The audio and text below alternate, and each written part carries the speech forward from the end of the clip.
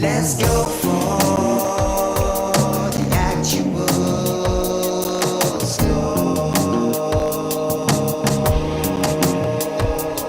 Europa natural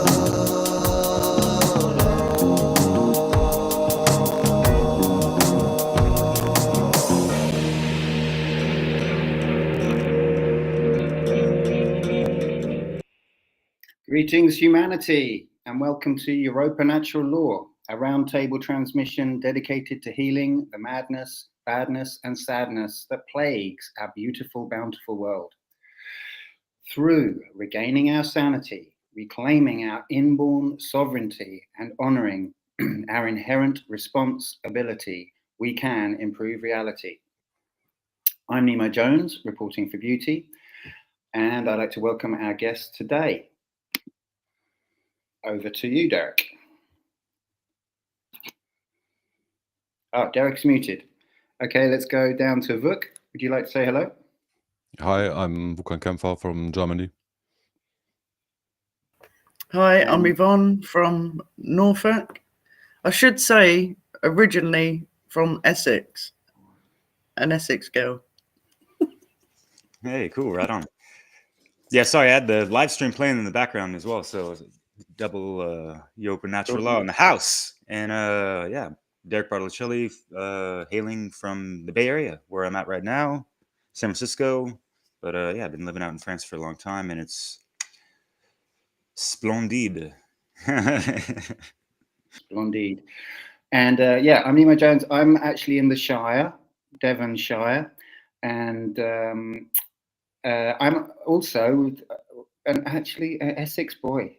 So me and Yvonne, Essex boy and the Essex girl, classic. That might not mean much to you guys, but in England, that's quite a funny thing to be. But anyway. Yeah, really, Nemo, we should have big blown up lips and. Yeah, well, I don't know what I would have. Something different. I don't. Yeah, fit the mold anyway. Yeah, so thanks for being here. Yeah, I mentioned that I'm in the Shire because obviously the subject today is the hero's journey, and it's all about getting back to a natural way of living, really, as that's a, you know, going to the depths, going to Mordor and solving the problem. That's really what the hero's journey is about. So I'm going to kind of like do a little introduction as I see it to this subject. And I was going to start talking about authority, the word authority, because the hero's journey, well, how do we know the hero's journey? Well, it's through stories, right? That's like that's where this term has come from, is through the idea, what we learn, why are we so obsessed with story? Why do we need new stories all the time? Old ones are old now, we need the new story, but the new story has the same circular pattern as the old stories, but we still need the new one. And what is it that's so satisfying about this? Why is it so important to us?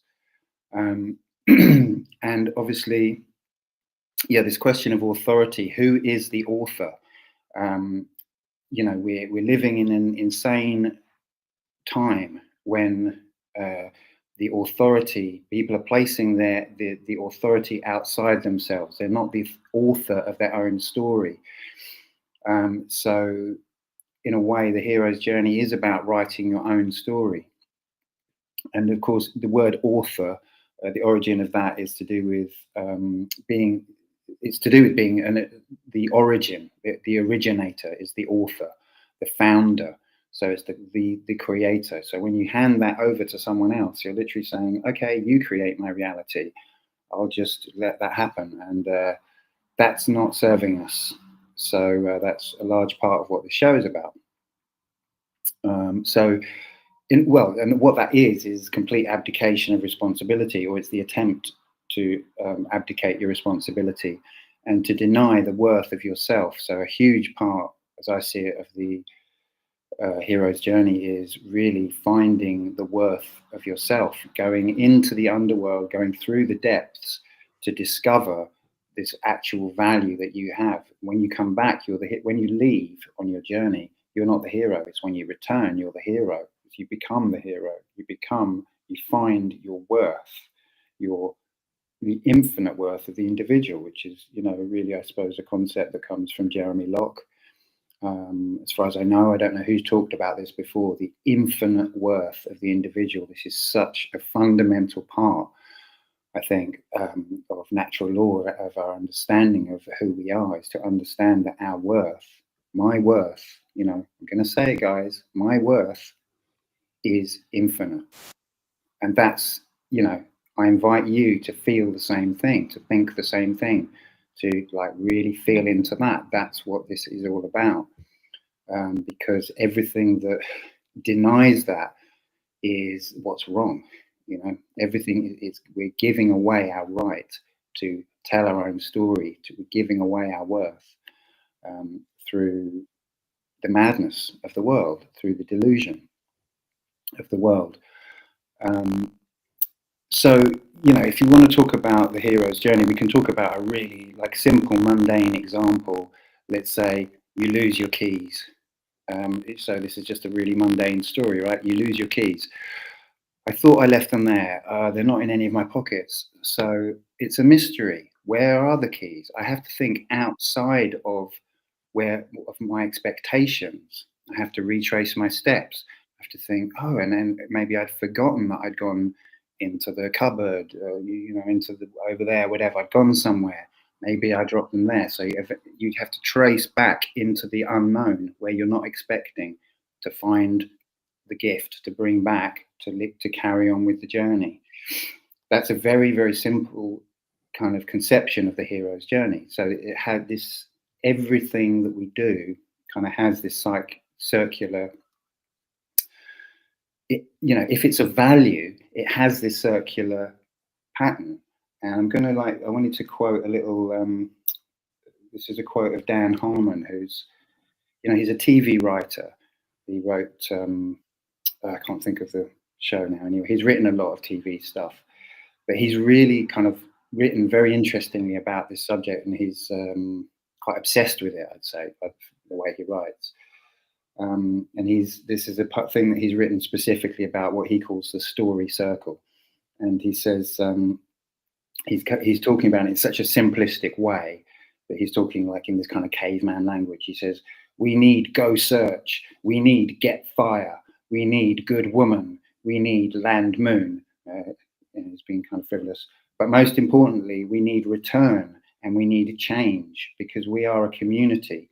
And if our heroes just climbed beanstalks and never came down, we wouldn't have survived our first ice age. So I think that's a really kind of interesting insight into this whole thing. It's like we are together, we are one, and we have to go into the depths to find the solutions and bring them back to the tribe, bring them back to the community, to the world. You know, it's no good just disappearing off. We have to, you know, because this is the kind of thing, isn't it? The spiritual journey of like disappearing into the ether, like, oh yeah, I'm enlightened now. Yeah, well, are you? Because you're not actually bringing the gift back. You know, so that's the important part of the story. It is circular. It has to be circular. So that's a kind of, you know, I gave this kind of mundane example of losing your keys. But then if we look at the sort of the real problem that we're facing together, and it's a kind of, this is a sort of problem. It's a, what would you call it? It's a kind of, it's an issue with this comparison, because normally you have the story starts in the Shire and everything is blissful and perfect, you know, and then there's a issue, there's a threat, you know, that comes in and starts to shift. Well, we're not in the Shire and we haven't been for a long time.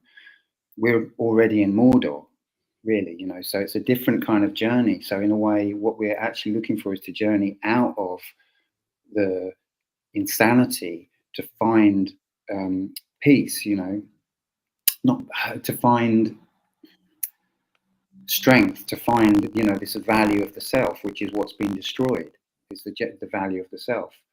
I mean, I hesitate to say it's been destroyed. Our awareness of it, our connection with it has been destroyed, certainly. So this, so I'm trying to read my scribbled notes here. I can't make out that word, but it's the free will right. Yeah, the free will right of the individual is not understood and it's not exercised. Yeah, so we're in this kind of state of delusion.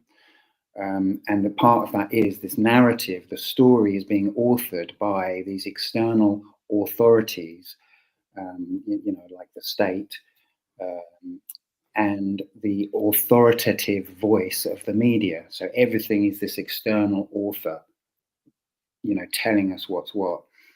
And that, in that situation, what are you? Who, if you're being told a story and you're, you know, just receiving the story, oh, this is the story of how things are. Well, that's the child. It's the immature. You haven't grown up. You haven't manned up. You haven't learned to face your demons, you know, your shadow, to learn how to grow and see your own value.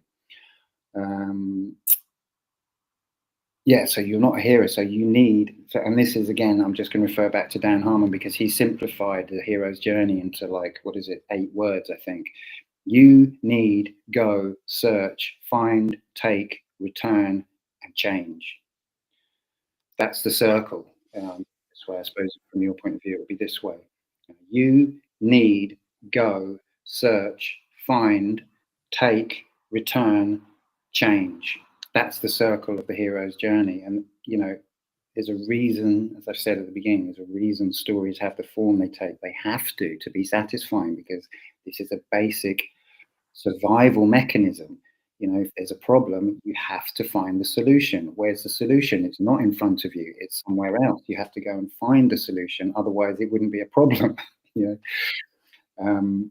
So, yeah, that's kind of my little introduction.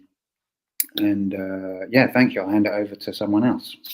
Whoever wants to I would like to chime in on this, because I think that, for example, a meeting or like being confronted with new information would be a better example. Because, for example, you talked about the facing your shadows. To like dig in to an information you like received from a friend or so, and really it's a call to adventure. Do you want to find out? You have to do it yourself. You know it. You have to. If you want to really know if this particular matter is true or not, you have to do it yourself. So you have to, like I said, you have to search for like information, doing the trivium process. Then you have to like take in all information and like yeah, return the essence of it. And I think the hero's journey is a very good metaphor for very much like how our thinking, for example, works, and many of our like daily adventures do work on the light side of happenings. Let's put it that way. Dark side works through coercion and force, and the light side calls you to an adventure. And it is like I think when I remember it correctly, the law of one talks about the spiritual like soul journey that we have to take to like multiple reincarnations. What is depicted in the Great Arcana of the Tarot, and I think Derek, I sent you the picture of the Ra Tarot, and it's a really great depiction. When you use the Great Arcana and like put it in a circle, it's also a depiction of the like soul journey and the hero's or heroine journey, and that's been a very interesting like information and to just add to this. And I think that especially in our time now, with all the lies and deceit, I think we all could need a little adventure. So there's a lot to do, I think, and a lot of adventures to take part in. Yeah, no doubt. Geez, I want to tail off on the whole tarot journey, but I don't know. First things first, just to satisfy anyone's curiosity with the Lord of the Rings, up in the Shire and all that, and just the masterful writing and creative storytelling and world building of J.R.R. Tolkien.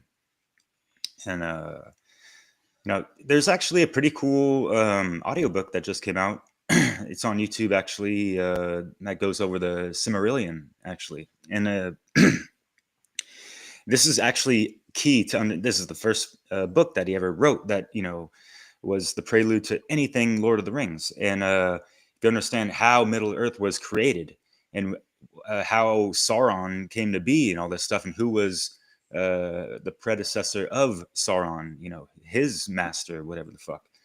And so if we take that story, it's such a deep fucking story, and it talks about the god or whatever creator, Iluvatar, and how his first creations came from his thought that became manifested. He's going over the Hermetica in this, and that was just knowing these things now and reading over them again and listening. It's wow, yeah, it just gives extra echelons of respect for the author.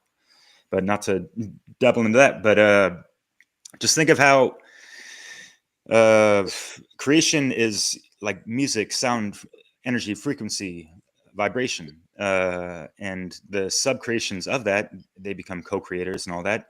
And then that ego identification comes, into that, consciousness of whatever entities, and they could either, he talked about, it seemed like there was this framework of almost a determinism, like, the god Iluvatar wanted everyone to, sing in harmony to his songs of creation.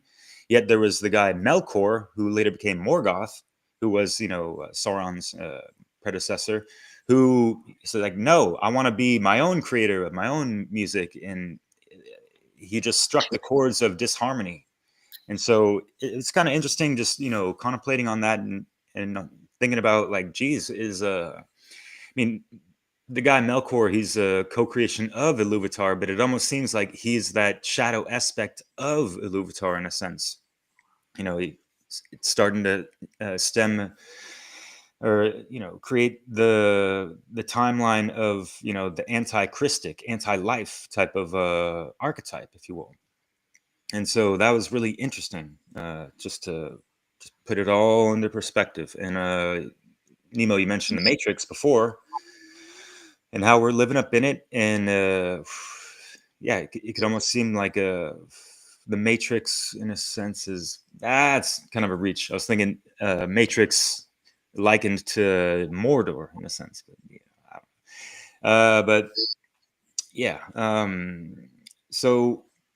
Yeah, Sam and Frodo, that's quite an interesting pair. And, so many of the characters had their own, arcs and heroes' journeys, like these wheels within wheels, and how it was so masterfully crafted. And Tolkien was creating languages and, attributing them to certain people and groups. And it's mind-blowing, honestly. Read the books. Don't just, rely on the fucking movies, for what they're worth, they're great, but don't go into the blings of Cower or the the Amazon bullshit, whatever the fuck. So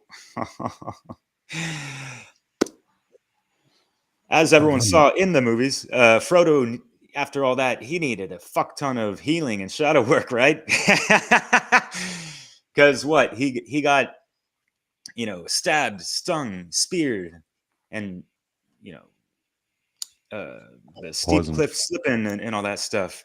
And he got Smeagol throughout the whole damn thing and all that stuff, and Nazgul and all this shit. So thinking about all the things that he came into, like all the underworld challenges and battles and stuff that he had to resurface out of to get to that, the end point of that hero's journey cycle arc. in, you know, bringing back the gifts of just more, you know, freedom, liberation,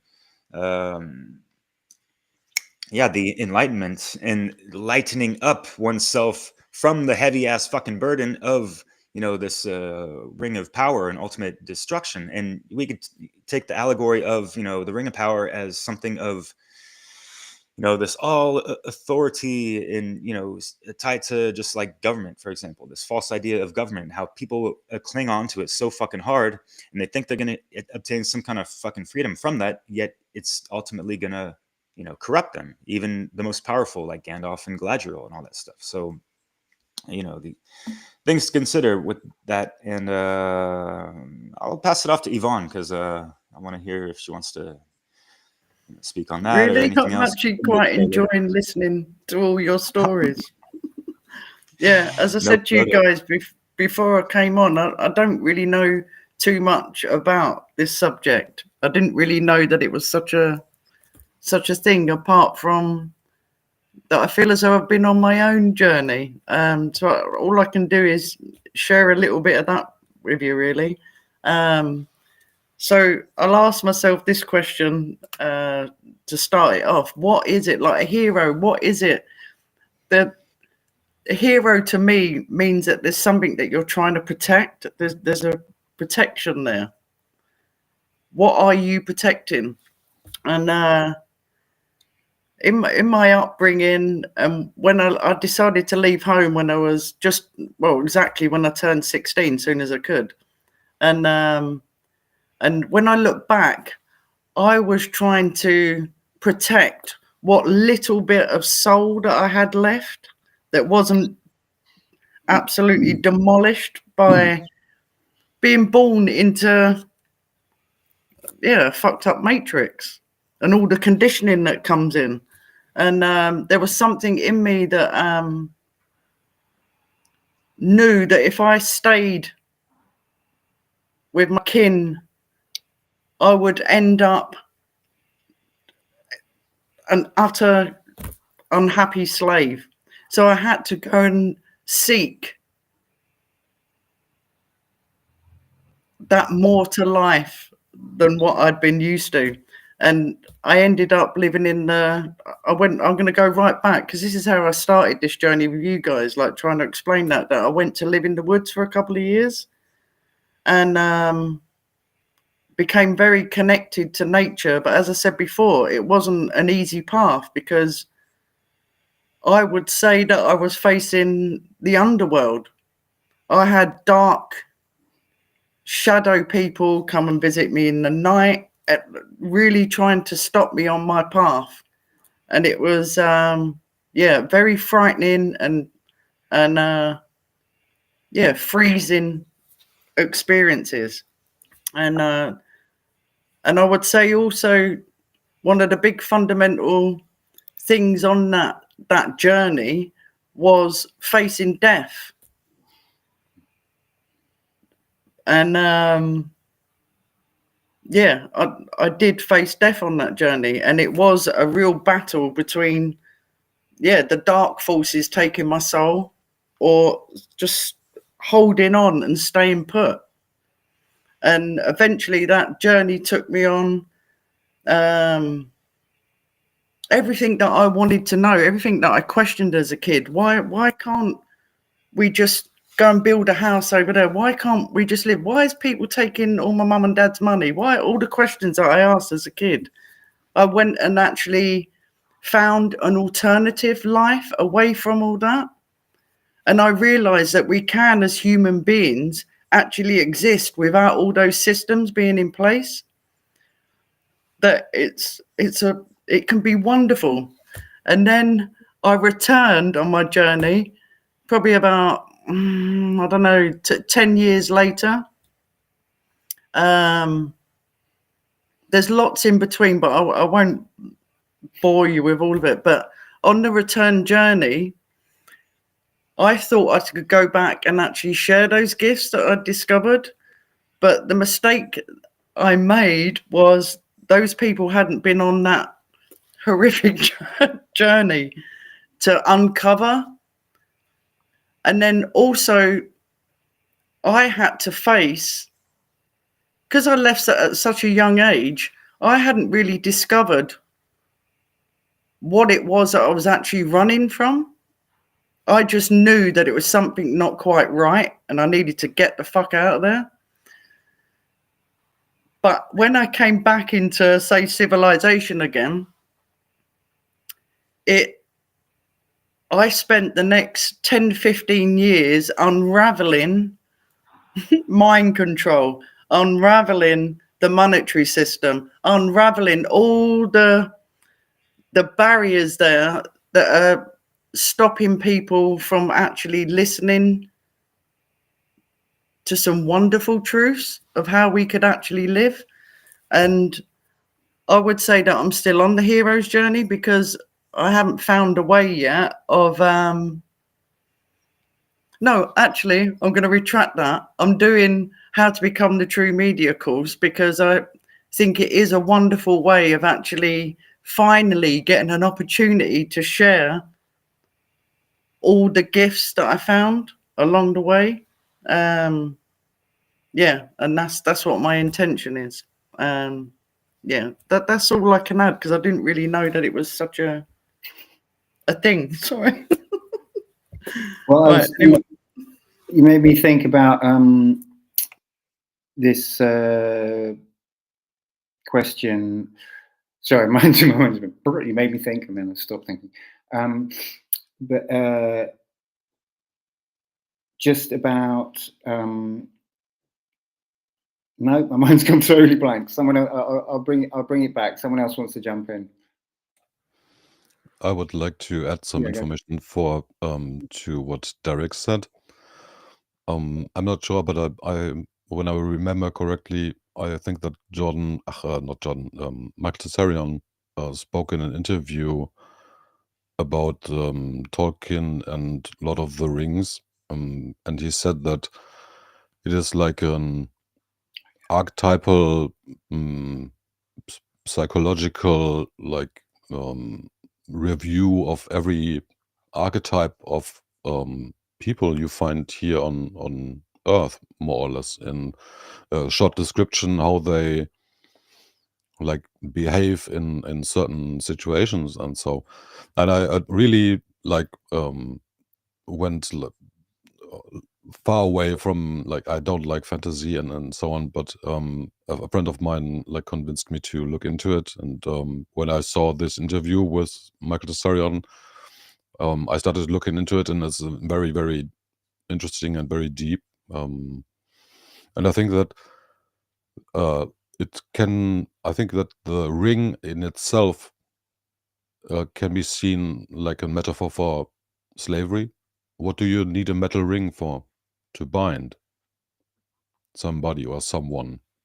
Yeah, I think the ring like topic and the binding is an adventure for all of us, and we are not done yet. Like the ring is still active in the world, and we should really try to do our best to destroy him once and for all. So that's go in Frodo. That's in the what's it? I don't know what it would be called. It literally says, doesn't it? In the one ring to rule them all, and in the darkness bind them. Right. Yeah, it's actually right there in the text. Yeah, there's a couple of things I could say. I mean, one about the Silmarillion. I mean, this is just like anecdotal, but my dad read me Lord of the Rings when I was quite young. I think maybe around 10. Maybe younger, I can't remember, but I was like, I got so excited, and I was like, oh, I've got to read the Silmarillion. I went down to the library and got out the Silmarillion and tried to read it, and I was just like, oh. It was one of the first books I read where I was just like, I can't read this. This is too slow. Nothing. Anyway, that's another thing. But maybe I'll have another go. Maybe I'm ready for it now. Who knows?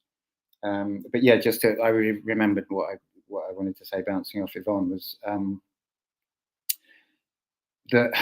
This thing about bringing the gift back, you know, obviously, like as I said at the beginning, I mean, what's the point of a gift? It's not a gift if you don't bring it back, you know. it's yeah, I don't know what it is. It's a pointless story, you know. So but because of this, because we're in this age of delusion, it's like going into the darkness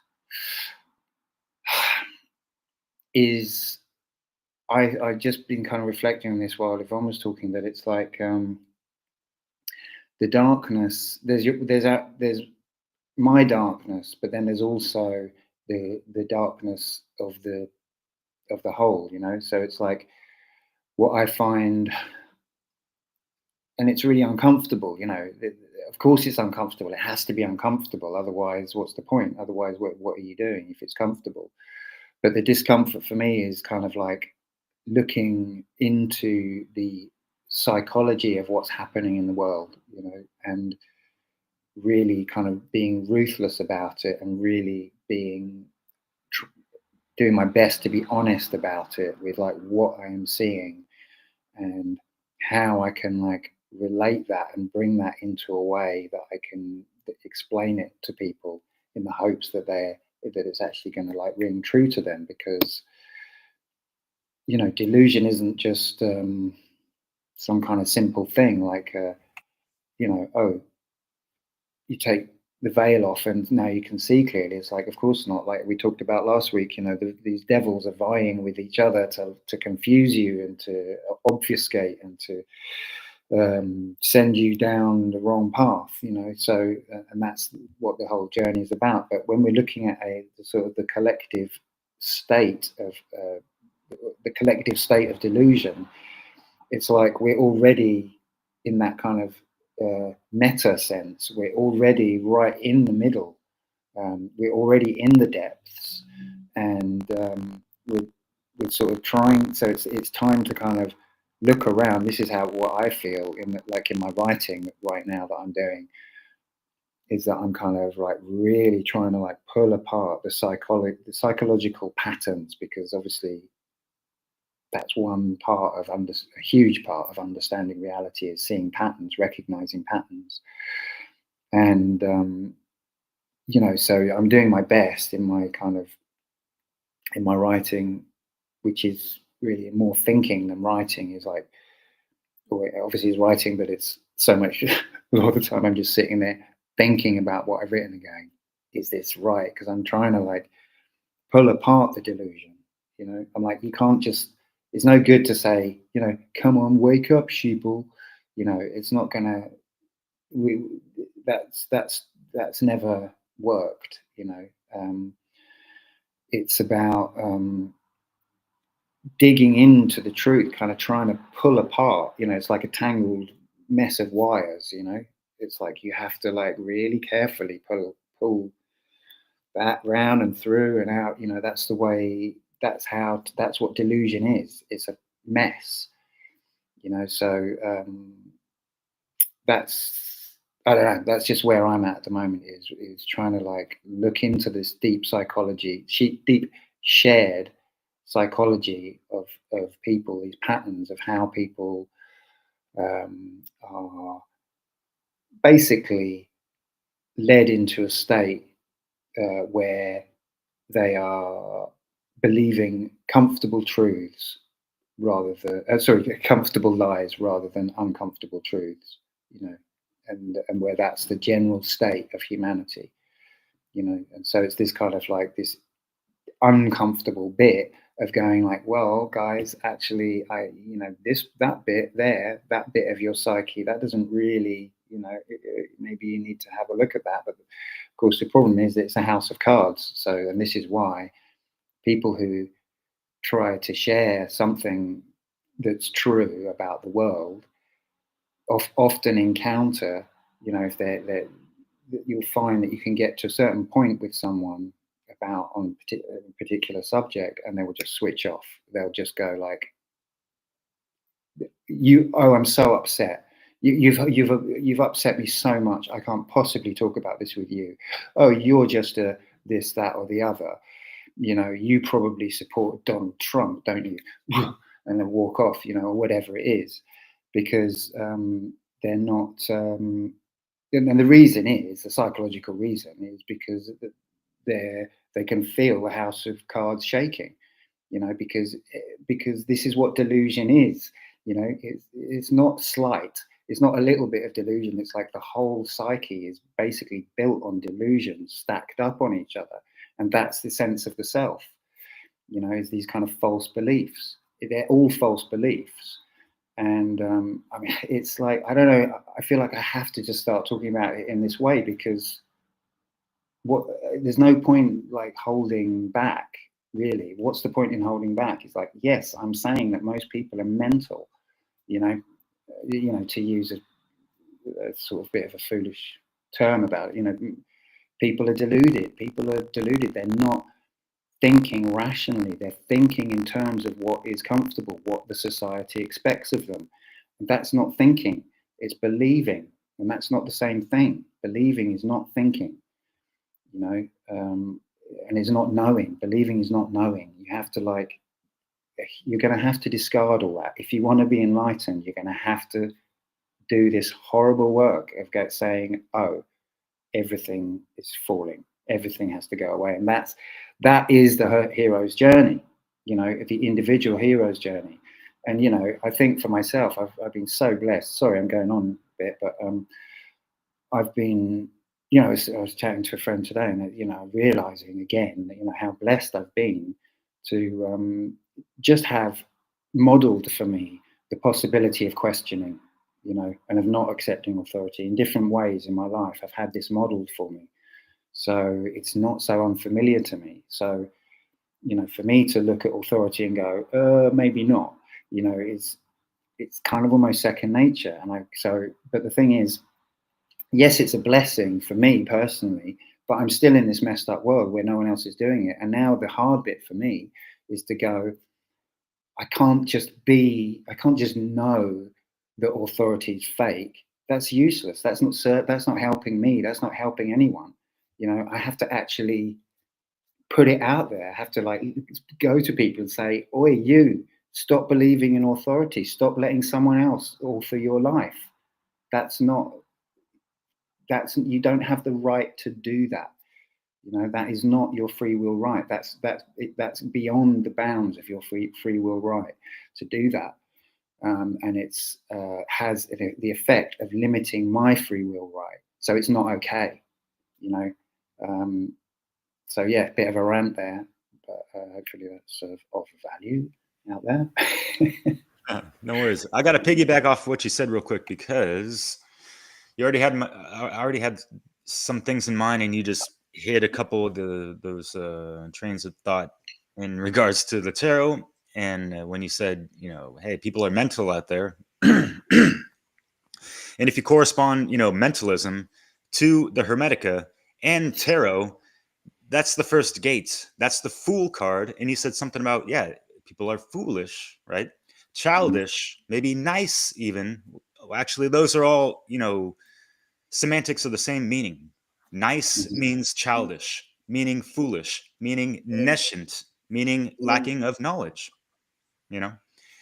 Etymology, anyways, if you follow me, but and for those that have swallowed the red or blue pill, like for real, that, yeah, the whole truth discovery, that's a hero's journey with leaps and bounds involved, especially depending on the degrees of indoctrination one has been through, and the falsehoods and, you know, false figures of authority that they've clung on to, that have those ego attachments. And so it's like, the more calcified and, you know, scabby those scars are, the more painful that shit can be. And that's going to possibly require more healing and shadow work.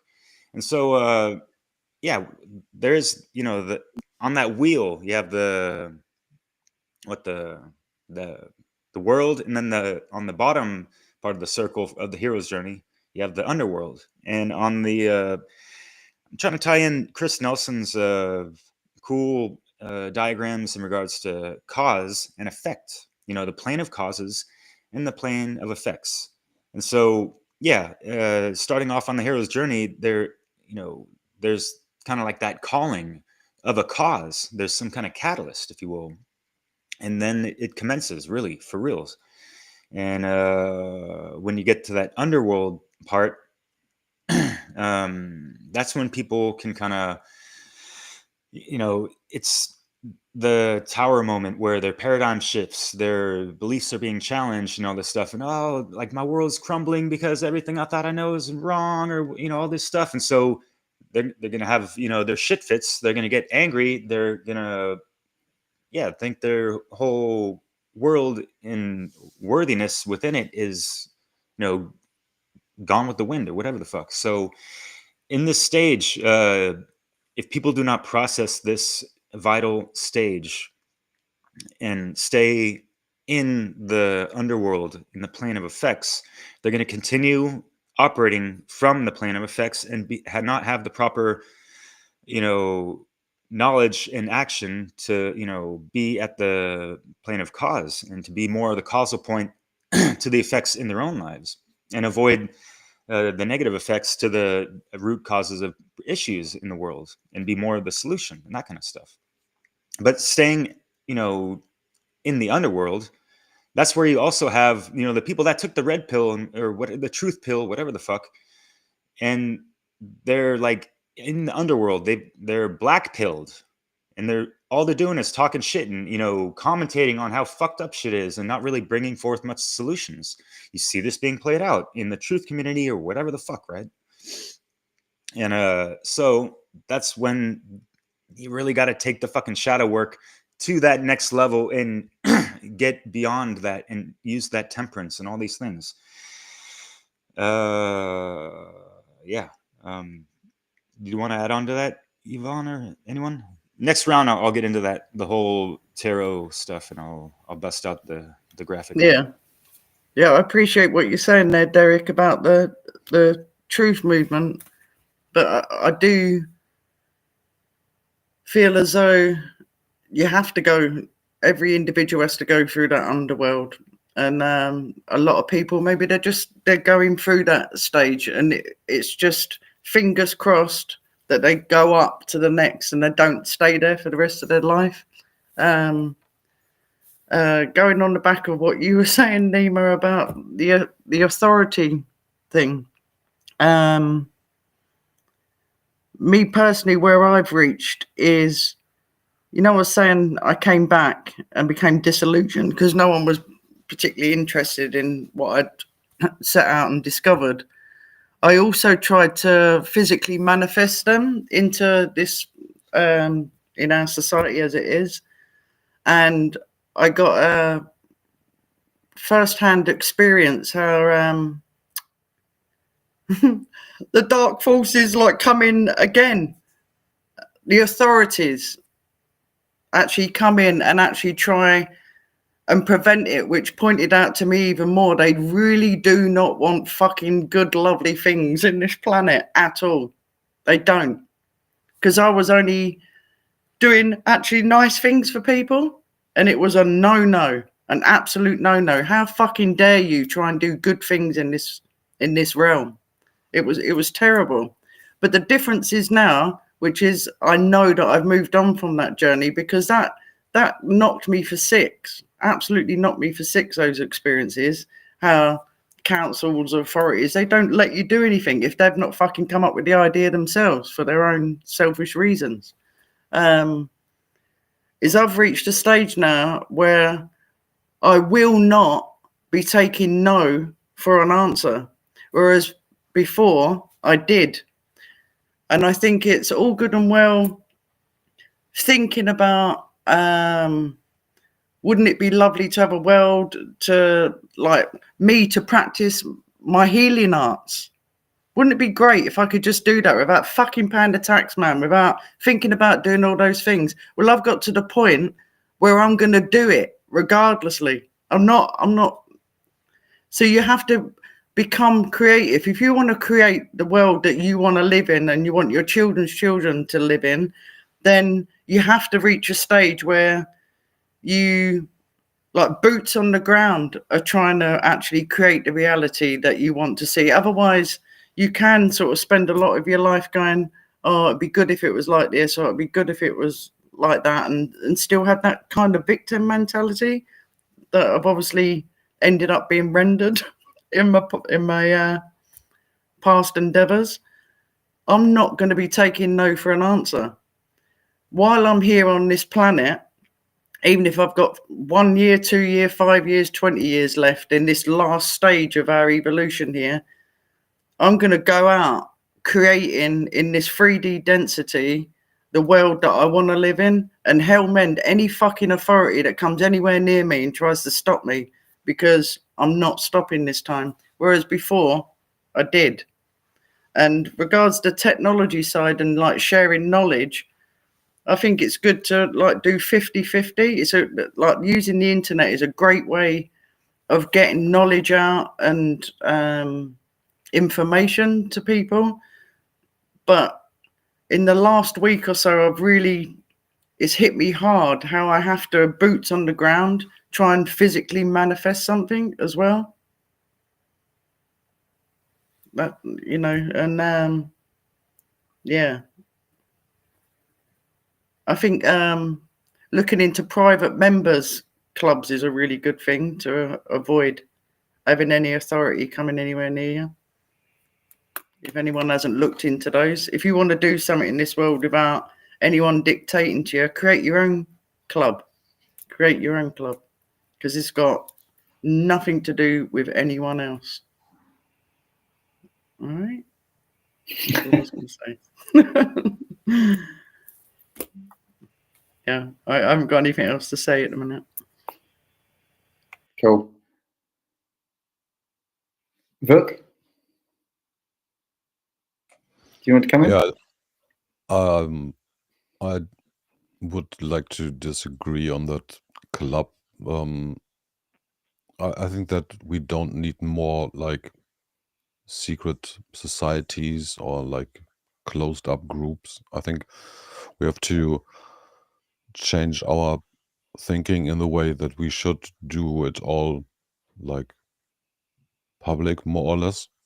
And I think that I think you, Yvonne, touched on the whole like mind control thing, and I think that to go look for yourself how much of the mind control everybody of us has like taken in, for example, is a very important part of shadow work, in my opinion. And we all got a lot of it, like the just say Disney programming and so on. I think that this is an adventure in itself, and yes, the contact with the underworld or dark side, the shadow, will definitely change yourself, your character. But I think it's a alchemical process you like have to go through to refine yourself to really get to the point to be the best self that you can be in that particular like vision you have in your mind from yourself in the future. What you said, we have to like envision our world we want to live in, and what we want to do in like 10 years, 20 years, and so on. And I hope we agree on the point that our like surroundings isn't getting better. It's like on many different levels, like for example, radiation, or like cleanness of food and water and air and everything, information, the behavior of people. Like I think I mentioned it once, to witness like a kind gesture, for example, or like hearing somebody like building someone up, it can energize all the people around who are witnessing that scene, for example. And we could, when we really have the courage to look into ourselves, how much we have been wounded. Yeah, it takes definitely a lot of courage, but we foot soldiers here, not the higher ups. We can, the grassroots movement can change this mess into, yeah, the Shire, the real one. But we are definitely on the wrong path at the moment. And I think that everybody like should listen to his inner call to adventure, or remember where he or she is at in her adventure of life. And are you like satisfied with the point you're at, or do you want to move forward? Just talking to myself. So yeah. Yeah, can I just say something? But yeah, I don't want to start a new Freemasons or anything. Like, I'm not. I don't mean like a secret club or anything. It will definitely be involving the public. I will be opening it up to my community that I've got around me. But the difference is, when it's a private members club under that umbrella, I don't have to justify myself, or nor do any of the people that want to come and join doing the health club, which is what I'm thinking of doing. We don't have to answer to anyone. And because there's a difference between what I tried before, I was trying in their jurisdiction, and basically I got a slap round the head going, get to fuck out of our jurisdiction. So I just want to create something that's open to the public, but they are coming into a private jurisdiction. There's a slight difference there, not like a secret society or anything. Yeah, it's no measure of health to be well adjusted to a profoundly sick society, Krishnamurti. And that's obviously what a lot of people, are suffering, and they know, there's so many issues, mental health issues. Or are they mental health issues? In a profoundly sick society, who is the measure of what mental health is?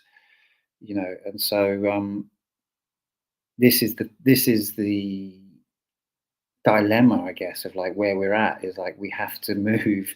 We're trying to move into health, towards health, from this state of like madness. And Yvonne was saying, what is the hero protecting? What are they going after? And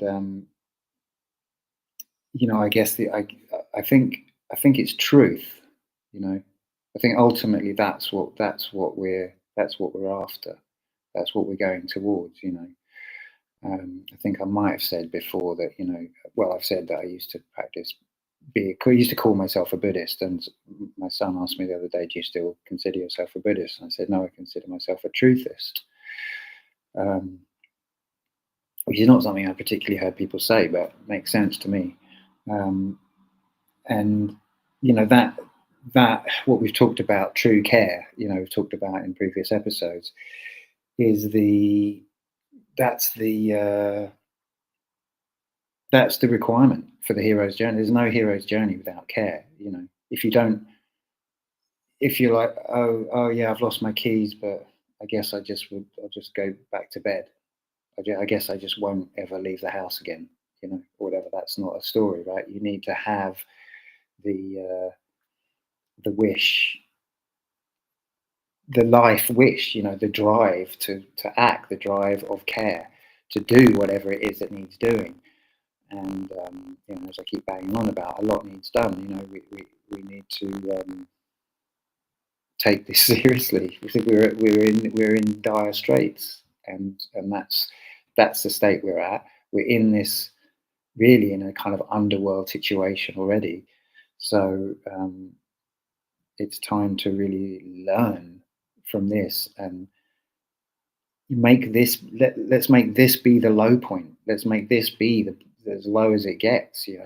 Let's like put the brakes on the bottom of the circle and say, okay, so folks, that's the way back. Let's start heading back up round to the Shire.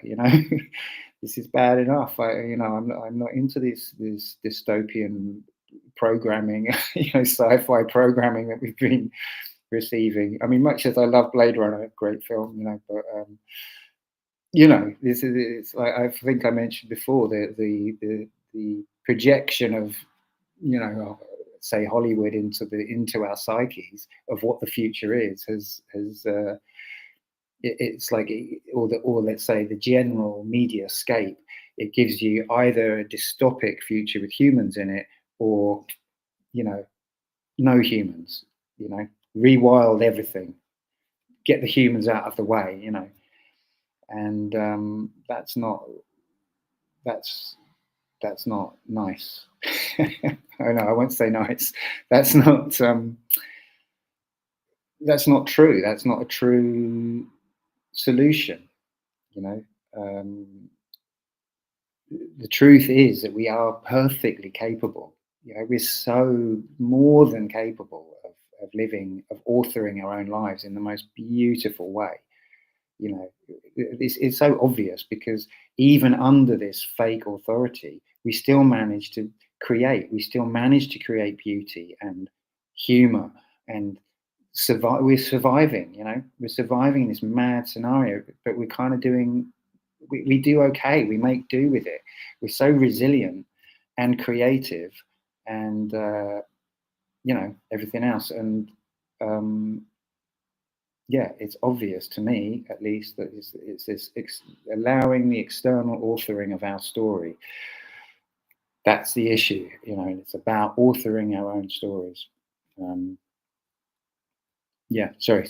So, Derek, did you want to come in? And we're nearing an hour now, so it's. Yeah, I hear you. And yeah, this whole hero's journey, it's not just a one-off or a two-off and all this stuff. Same as alchemy. Luke, you mentioned that before. We got to keep going through. It's like you reached the peak of the mountain. That's great. There's going to be another one over the horizon and all that stuff. We got to maintain poise and just respect for this path work, and a shit ton of what do you call it? Patience, especially in the age of instant gratification and all that shit. That's sensations within the nation, whatever the hell. And Joseph Campbell, he's the one that kind of coined this whole hero's journey. And reading some of the things he had to say about it, like one of the things he said is like, oh, it's the hero's journey is about finding your bliss. And that's those who know the new age, fluffy side of things, kind of like are quite wary of that kind of term. And I'd just rather rephrase it as the hero's journey is about finding your purpose and building your character, and going through that alchemical process, and getting the lead out of that thick skull that's been kind of conditioned through the matrix upbringing and all that shit, right? So switching over to what I was alluding to before, y'all ready for this? Because I'm not. I'm just kidding. So I made this just this morning, actually. Thank you, Oscar, who's in our group, for sharing some slides with us. I like the illustrative hero's journey wheel, and so I just cut it out and threw it over a template. You have obviously on the top you have the the upper world and the dark world, whatever, conscious, subconscious, if you will. And so let's just go from the top real quick, because I know we got a lot of time. So player one, are you ready? On your mark, get set, go. We're out of the first fucking gate. That is the Fool card, right? That's where we stand at the edge of at the beginning of the journey and all that. And so with the call to action or whatever, right?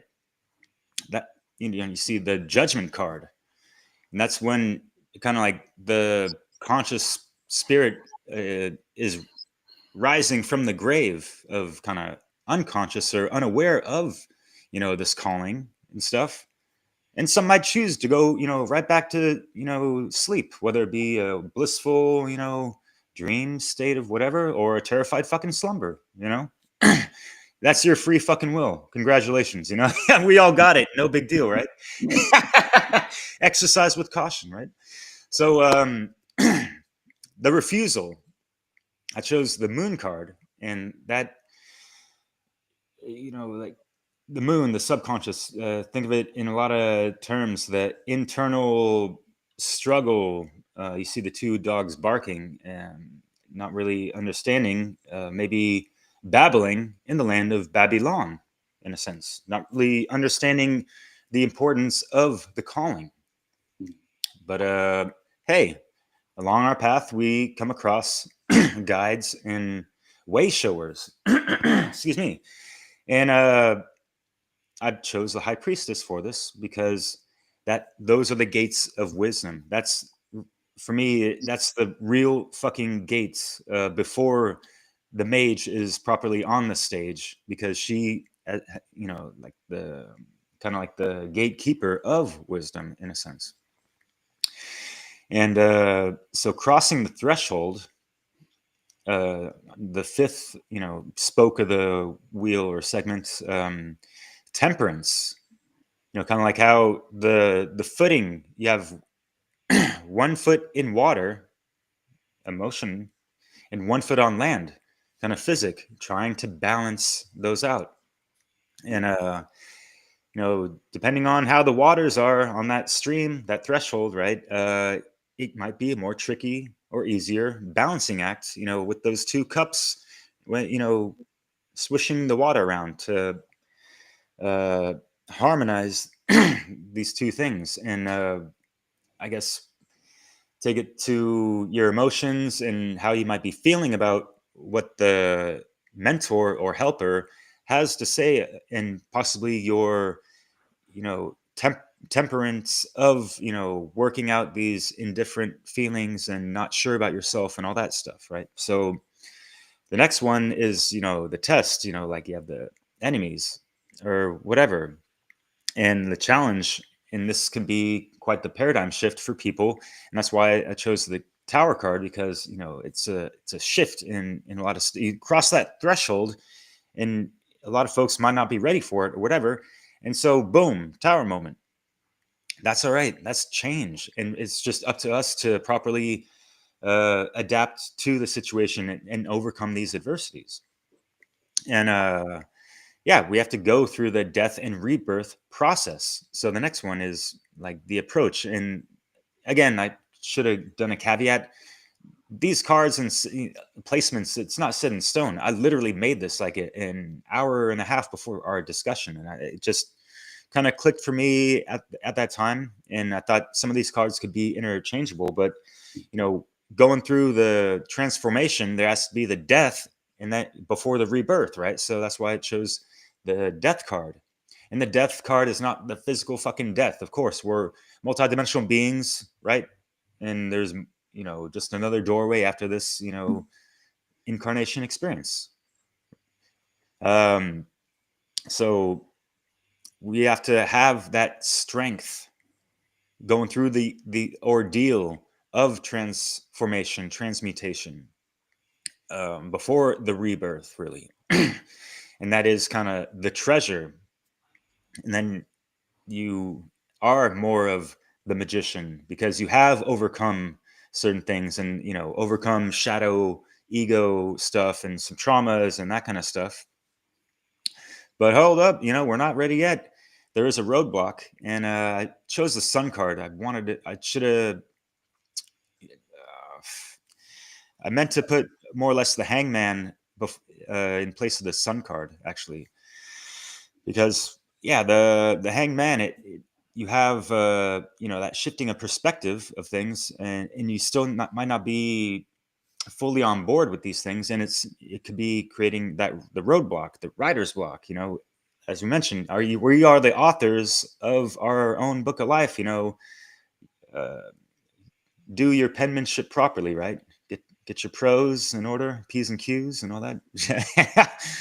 So yeah, and then the growth, yeah, we can take to the sun card, because that sun, you know, full swing of spring, that, you know, that's prime time, printemps in French, meaning there's that, you know, heightened, just the elements and everything involved, you know, is promoting more growth, right? And then the return back home, back to the world, but, you know, you've gained so much experience in worldly perspectives, possibly, and all these things, and, you know, there's so many different versions of the hero's journey, right? We talked about the alchemy. We talked about, you know, the waking up stuff, and how truth hurts, and there's that trauma, and got to go through the shadow work to deal with it and implement it, integrate it, and all that shit, to make it simply stated. And then, as Vuk, Leslie and I spoke just in a recording yesterday, talking about the entheogenic hero's journey in regards to entheogens, and how these plant medicines, these plant guides, can help facilitate deeper understanding within ourselves, and even, you know, reveal certain traumas and recessed memories and things of that nature. So that's all I'm gonna go for that. Hope that made a little sense. Might not be the easiest to follow, but yeah. Nice, thanks. lovely. I was really curious because you know, I'm kind of quite new to the tarot, really, so it's really interesting to hear, even if it's your perspective, and it's all, you know. Yeah. Luke's the pro over here, so, you know, you should have done that. Cool. All right. Well, any short last remarks before I wrap it up? Vuk, do you want to go? Yeah. Yeah, I think it's around, and yeah, we had a very good talk on entheogens, and I think you, Yvonne, touched on the topic of entheogens. I think in last show or the show before, and yeah, I didn't want to just stop you with the disclaimer, but I know the rules on YouTube, so yeah, it's better to have a disclaimer. But yes, it's definitely an call to adventure for each and every one of us to explore this. And as I stated before, I think it's really important to take up our responsibility to do it ourselves, because it's we have to have this learning effect. We have to, like, complete our journey. And I think that most of us, when they are honest to themselves, are stuck in a certain position that they, like, got used to, and we are, like, I think we are at the moment where we can do the next step, like, as a individual as well as society. But yeah, we will see. I think the whole, like, call to adventure or hero's journey is a choice of free will. What do you really want? And then, yeah, go for it. Yeah. Well, yeah, I agree, but I've also got a little element in me. I don't know if I'm still fucked up a little bit, but taking on the allegory of Lord of the Rings, there's part of me where I can't let it go. Like, when are we actually going to face fucking evil head on, like, fully on the 3D density? I don't know. I've got that in me, and I can't get rid of it. Is there going to come a time when we're going to have to do that? I think so, yeah, soon. Yeah, well, I can't wait. Call me a bit sinister. Can't fucking wait. Sorry. We will see. We are live, and yeah, we will see it, I think. I mean, I feel like it's there. I'm, you know, I mean, yeah, just look at the, you know, just to sort of, like, just touch a tiny bit on, like, current affairs, you know. I just kind of look at this this show, you know, that with this big show that's just gone on, and it's it's the show, and then it's the, oh look, these people are going, where, let's laugh at them, you know, oh, all of that, you know, the whole these people are so mean, or these people, you know, the whole big show. And I feel as if like it's just ringing so hollow, you know. And I'm like, I don't think this can just be me. I feel like the whole thing is just, the whole facade of this show is just kind of like, it's just kind of like weighing heavy, and it's like there's no like life in it. There's no life left in it, and it's just kind of like ready to just kind of drop, and everyone's just kind of like going, yeah, I guess we're just going through the motions with this, you know. I don't know. That's and yeah, I mean, sorry, maybe that's not actually related to what you said. Maybe it's a bit of a sidetrack, but It kind of is and it isn't, kind of Nemo. isn't I think I get where you're coming from, like but there is a reality. They are fucking coming in thick and fast. It's like that show is that facade is the lie. It is the darkness, you know. And it's, yeah, I don't know. To me, that it's dark enough, you know. I don't know. I don't know that I need to see much more. I don't know. Yeah, but how can I need to ask you this because it's heavy on my mind. Like, how can you turn around and say we're in like dark times? That's the fucking reality. We are in dark times, and it is, whether we like it or not, it is there. You can't. Otherwise, why are we having this conversation? Like, the darkness is fucking coming in thick and fast, and that's not me being negative or. It is. It's there, Nemo, and it's it has to be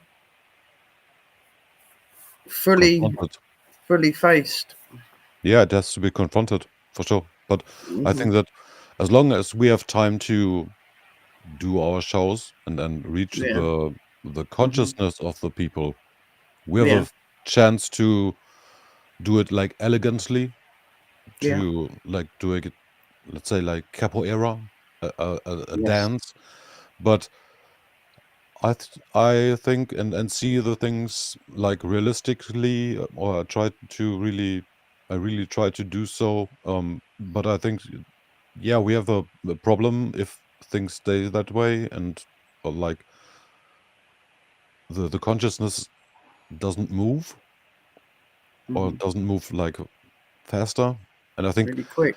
Yeah, everybody of us can like make up their mind and maybe it's a call to adventure to like think about making your own show, making your own like truth-seeking adventure or podcast or whatever. So I think that's a good idea just to think about, and we have so many fields we can like be creative, like writing, music, dancing, etc. And I think that it is very important that we people really unite and know what we want in our society and what we do not want. I'm thinking of like CBDC, for example, and robo dogs on our streets. I'm not into Terminator that much, so yeah, don't want to experience that. So that's one of the reasons why we are here, I think, and really try to awaken the minds and to encourage the people really to open their eyes and to take a realistic look around. Maybe start talking with their neighbors. Yeah. Or with building communities, like giving out information. And so I think that's it's our forte as a community, as a like people. And it's growing, but we can do better, I think. And yeah, we should like switch to another gear. So yeah, I think the capoeira or the aikido is the other, you know, obviously the other kind of thing. I mean, anyway, whatever. The elegant way of doing things, you know, and it's like that's the human way. I think, you know, to me that's what's beautiful. That's what's like so lovely about humans, is this way of doing things. That's you know, this is not, to me, that's not human. You know, there's something like yeah, stuck. So someone who's listening, I'm putting my fists together. It's like, you know, it's that abrasive way. It's like it's not I know. not the I way. do know what you mean. I And do it's know what like- you mean.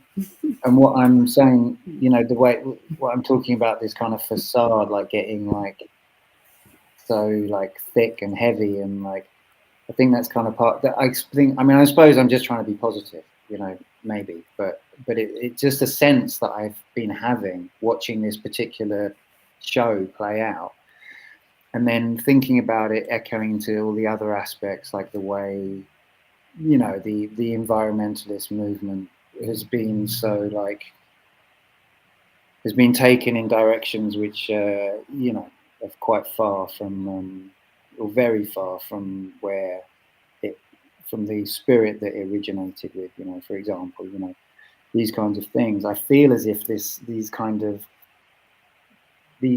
handed over narratives, you know, that have been authored are just kind of like looking kind of like slimy on the plate, you know.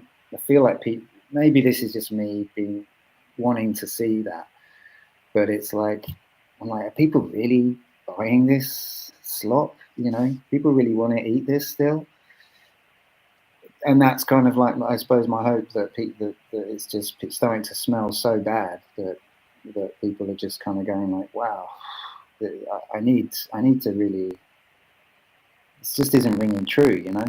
Like when you look at the political story of whatever the politics, you know, these people, these leaders, you know, I mean, what the hell, you know? It's never looked so insane and horrible and like just a big nasty club that like people just look at it. Everyone knows the clubs they're in and the stuff that they're all like buying into, and there's nothing there. It's just a show, you know. So I don't know. I'm just hoping that that's a way, you know, where it just starts to kind of crumble and fall apart, because it's like, how can something so disgusting sustain itself? Anyway, that's my little kind of positive note, if that's positive. It's the people ultimately that are holding it up and perpetuating these Yeah, things. that's If what- they do the that's inner what I work was and the gonna shadow say. work, and yeah, that could relieve a lot of bullshit going on in society and communities and all that jazz. And we could, recreate something like the Shire that, you know, out in Hobbiton or whatever. It ain't got to be holes in the walls, but just think about, you know, those scenes where, you know, and maybe it's a little exaggerated how joyful they are to see each other, and actually they weren't all the time. But that's more of a, you know, area and place to live at that doesn't have government or all these figures of authority. They might have had, you know, family members, or, you know, pristine family members that were kind of like known to have more clout or decision making than others, but it's just different. So we have to really think outside of the box, this fucking tesseract that the world is placed under, the fucking matrix miasma shit. So be the glitch you want to see up in that shit, and yeah, wake up, Neo, Cortex. All right, cool. I'll wrap it up there. So thanks, everyone. Great discussion, and yeah, and thanks to everyone behind the scenes. I know there's been quite a lively chat on the well, at least on the Europa natural law discussion, and we've had a few people watching there, so that's amazing. And I just can't seem to like listen to what people are talking about and read stuff and then bring that in, whatever. So yeah, sorry if that's if I'm not managing. Right, yeah, and just real quick to any of the listeners, my streaming service, I'm not able to connect 100% to the Europa natural law chat, so I'm not able to just, you know, pop up everyone's comments and all that stuff. I'm not even able to see them from this platform, unfortunately. But yeah, thank you so much for watching and all that. Yeah, and yeah, please, you know, as I always say, the algorithm is not really on our side. Let's, you know, do what we can. If you're there, if you're with us, if you like what we're doing, then please press all the buttons, make stuff happen, get the algorithm excited. like, comment, share, etc., etc. And what else? Everyone's links, if they have them, will be in the description below, and as well as a link to our Telegram group where we have lively discussions every week. We talk about the topics that are upcoming in the show. We talk about other stuff related to natural law. It's great. I mean, I love it. It's you know, it's a really great community, I think. And you're welcome to join us there. We're going to head over there now and have a chat, post-show chat, and you can come and join us with that. But until next week, I am Nemo Jones, reporting for Beauty, and I look forward to seeing you next time on Europa Natural Law. Thanks, everyone.